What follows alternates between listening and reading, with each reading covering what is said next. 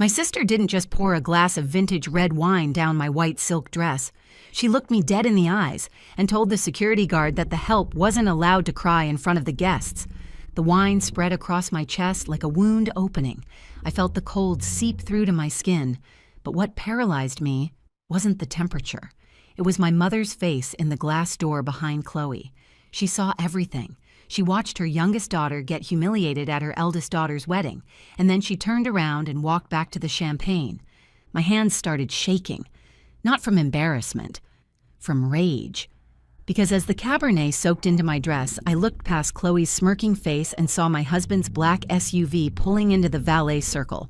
And I knew that in exactly 60 seconds, my family's entire world was going to burn to the ground, not because of him, because of me. My name is Nora Whitfield. I'm 34, and I'm a soil scientist. This is the story of how I stopped being invisible. For most of my life, I've been the shadow daughter, the one who stayed in the background while my older sister Chloe absorbed every drop of my parents' attention, like she was entitled to it. I spend my days in labs and greenhouses, figuring out how to feed a planet that's running out of resources. It's quiet work, humble work. And to my parents, Frank and Diane, it was a source of deep, burning embarrassment. Chloe married a man named Marcus Kellner, a senior VP at Agro Global, one of the largest food conglomerates in the world. Marcus drove a car that cost more than my entire graduate education and wore watches that could fund a clinic. My parents treated him like visiting royalty. Then there was my husband, Ethan. I met Ethan at a seed convention in a dusty exhibition hall in Iowa. He was wearing flannel and work boots, talking about regenerative farming with the kind of passion that made me forget anyone else was in the room. To my family, Ethan was the farmhand. When I first brought him home 3 years ago, my mother didn't even offer him a seat. She asked if he'd remembered to scrape the manure off his boots before stepping on a rug. What my family didn't know, what I deliberately never told them, was that Ethan didn't just work on a farm. He owned Ridgecrest Industries. The land, the patents, the supply chains that Marcus's company relied on to stay profitable. Ethan's net worth had 9 figures, but he'd rather fix a tractor himself than sit in a boardroom. And me? I wasn't just some lab technician. I was the chief science officer of our firm. Together, we were the silent giants of the industry. We kept it quiet because Ethan always said the same thing. Nora, if they don't love you when they think you're poor, they don't deserve you when they find out you're powerful. I agreed with him, but God, it was getting harder to stay silent. The invitation to Chloe's wedding arrived 6 months ago, a $200,000 black tie event at a cliffside estate overlooking the Pacific. My invitation came with a handwritten note from my mother. Please make sure Ethan wears a suit that doesn't smell like the outdoors. We have important people attending. A month before the wedding, the cracks started showing. My father called, his voice tight with panic. No hello, no asking how I was, just straight to the ask. Nora, the venue is threatening to cancel. Marcus's investments are tied up and we're $25,000 short for the final deposit. You wouldn't happen to have anything in savings, would you? We'll pay you back once Marcus's bonus comes through. I knew Marcus's bonus wasn't coming. Through the industry grapevine, I'd heard Agro Global was doing a massive internal audit. Someone had been skimming expense accounts for months. One of our senior accountants had a contact on Agro Global's compliance team, and the rumors about a VP in Marcus's division were specific enough to make me uneasy. But I listened to my father's desperate voice, and despite everything, I thought of Chloe. She was still my sister. I sent the money anonymously through a shell corporation we use for philanthropy. I told the venue to call it a special vendor credit. Chloe posted about it on Facebook the next day. The universe just knows I deserve the best, a $25,000 credit because the venue loves my aesthetic. Ethan saw the post and shook his head. Nora, you're too good for them. I just want one day where we're all happy, I whispered. One day where they see me. How naive I was. The day of the wedding arrived, and with it, a storm. Not just the one gathering over the ocean, the one that had been building inside me for 34 years. We arrived at the estate. Ethan had to stay in the car for 20 minutes to handle an emergency call from our compliance director, who had just received a confidential tip from our contact at Agro Global confirming the audit results and naming Marcus directly. so I walked in alone. I was wearing a simple, elegant cream silk gown, not bridal white, just soft, understated elegance. My mother met me at the door. Her face fell the moment she saw me. "Nora, you look fine, but there's a problem. Marcus's CEO decided to attend last minute. We're over capacity in the ballroom." She paused, looking past me like I was already disappearing. "You'll need to sit on the terrace." The terrace. Outside, where it was starting to rain. I followed her gesture and saw a few folding chairs set up under a leaking canvas canopy near the kitchen service entrance. "You're joking." "Honey, be reasonable." My father appeared behind her. "Marcus's career depends on impressing these people. Your family. You'll understand. Just stay out here until the toasts are over. We'll bring you a plate." I stood under that leaking tent for an hour. Servers bumped past me carrying trays. Rain splashed the hem of my dress. I watched through the windows as my family laughed and clinked glasses inside. Then Chloe walked out. She looked stunning, but her eyes were ice. "Nora, what are you doing? You're blocking the service path." "I'm sitting where Mom told me to sit, Chloe, in the mud." "Don't be dramatic. You're lucky you're even here."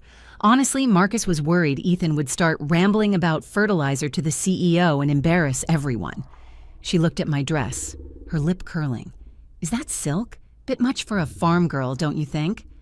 Before I could respond, she stumbled forward. It was the most calculated movement I'd ever seen. The full glass of Cabernet in her hand didn't just tip. She threw it. The wine coated my chest, my stomach, my dignity in deep, spreading red. "Oh no," she said, not a hint of remorse in her voice. "Well, I guess you really can't come inside now. You look like a mess." She turned to a nearby guard. "Security? Can you escort this woman to the parking lot? She's causing a disturbance." I looked toward the glass doors. My parents were watching. Neither of them moved. Neither of them said a single word. They just turned their backs and walked away. I was halfway to the gravel lot, tears blurring my vision, when Ethan's SUV pulled up to the valet circle ahead of me. He stepped out looking sharp in a tailored charcoal suit. He saw me, the wet hair, the wine-soaked dress, and his expression shifted from calm to something dangerous. "Nora, what happened?" I couldn't speak. I just pointed toward the ballroom. Ethan started walking, but this time I grabbed his arm. "No," I said. My voice came out steadier than I expected. "This one's mine." He looked at me for a long moment. Then he nodded. We walked toward the main entrance together. The security guard stepped forward. "Ma'am, the terrace guests—" "Move." It came out of my mouth like it belonged to someone else, someone who was done being invisible. He moved. We pushed through the ballroom doors just as Marcus was mid-toast, champagne glass raised, talking about success and the importance of high society connections. The room went silent. 200 people turned to stare at the woman in the wine-stained dress. Chloe's face went white. "Nora, I told you to leave." My mother rushed over. "Please, you're making a scene. You're going to ruin Marcus's night." But someone else was already walking toward us, an older man in a navy suit. I recognized him from industry magazines. Richard Calloway, CEO of Agro Global. His eyes locked on Ethan first. "Ethan Whitfield? I've been trying to reach your office for a week. I had no idea you'd be here tonight." I watched the color drain from Marcus's face, but I didn't wait for Ethan to respond. "He's not here for business, Mr. Calloway." My voice carried across the silent room. "He's here because I'm his wife, and my family thought it would be appropriate to seat me outside in the rain, so I wouldn't embarrass them in front of people like you." Calloway's eyebrows rose. Marcus stepped forward, sweating through his expensive shirt. "Nora, honey, there's been a misunderstanding." "Has there?" I took a step toward him. The red wine was still dripping from my hem onto the marble floor. "Is it a misunderstanding that the $25,000 that saved this wedding came from my pocket? The anonymous vendor credit my sister bragged about online?" Gasps rippled through the crowd. "Or how about the research papers you cited in your promotion bid last quarter, Marcus? The ones about soil regeneration and sustainable yield optimization?" I smiled. "I wrote those. Every word. You stole my work and put your name on it." Calloway turned slowly toward Marcus. You told the board that research was yours."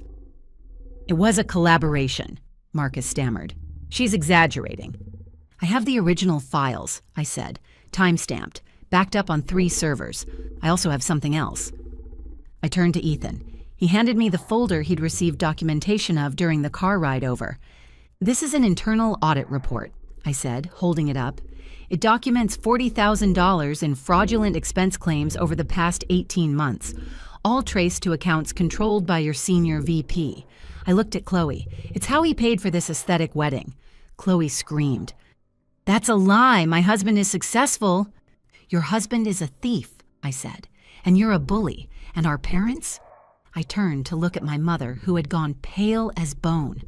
"Our parents chose their favorite daughter a long time ago. Tonight, that choice cost them everything." Calloway took the folder from my hands. He didn't say anything. He didn't have to. The look he gave Marcus said it all. Then he pulled out his phone and stepped away, already instructing his assistant to contact legal and HR before the night was over. Ethan finally spoke. "I was going to finalize a merger between Ridgecrest and Agro Global on Monday, but seeing how your executives treat my wife, I think I'll be exploring other options." He looked at Marcus.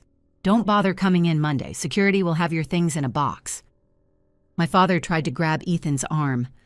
"Son, let's talk about this. We're family." Ethan looked at my father's hand like it was something he'd scraped off his boot. "Family sits together at the table, Frank. They don't put their daughter in the mud." I took Ethan's hand. "Let's go." As we walked out, I heard the music stop. I heard the catering manager announcing that the final payment had been voided by the original donor. Without my $25,000, the contract was void. The lights went out on Chloe's wedding. But here's the part I didn't see coming. 2 days later, my mother showed up at our home. Our real home. The estate with the glass walls and the private lake. She'd found our address through Marcus's work contacts before he was terminated, back when he still had access to Agro Global's vendor database listing Ridgecrest's corporate headquarters. She didn't come to apologize. She came with a bill. "Since you ruined Chloe's life," she said, her eyes scanning our property with naked greed, "the least you can do is pay off the debt Marcus left us with. If you refuse, I'll go to the press. I'll tell them Ethan Whitfield is a cold-hearted mogul who destroys his own family for sport." I looked at her. I didn't feel anger anymore. I didn't feel anything at all. "Go ahead, Mom, call them." She blinked. "But before you do, you should know that I pulled the security footage from the terrace. The cameras at that venue? They're part of a system Ethan's company installed. I have everything on video, the wine, the humiliation, you watching through the glass and walking away." I stepped closer. "If you go to the press, the world won't see a cold mogul. They'll see a mother who watched her daughter get publicly humiliated at a wedding and then showed up 2 days later to demand a check." She turned pale. She left without another word. I haven't heard from any of them since. Last I heard, Chloe and Marcus are living in my parents' basement. Marcus is facing a civil lawsuit for the embezzlement, and Chloe has been selling her designer wedding gifts online to help pay for his attorney. Ethan and I are back in the lab, back in the soil, because at the end of the day, you can't grow anything real in a place built on lies. If you stayed until the end of this story, thank you. It means more than you know. And if you've ever been the one they tried to hide in the back of the room, the one they made feel small, this space is for you. Your worth isn't defined by the chair they give you. It's defined by the person you become when no one's watching. Drop a comment and tell me where you're watching from. I read every single one. And I'll see you in the next story. Stay strong. Before you go, here's a quick bonus for sticking around. If you love learning and growing like I do, you need to try audiobooks. I've got an exclusive deal with Audible. Your first month is completely free. That's access to over 500,000 titles, zero cost to you. All the details are waiting in the description. Don't miss this one.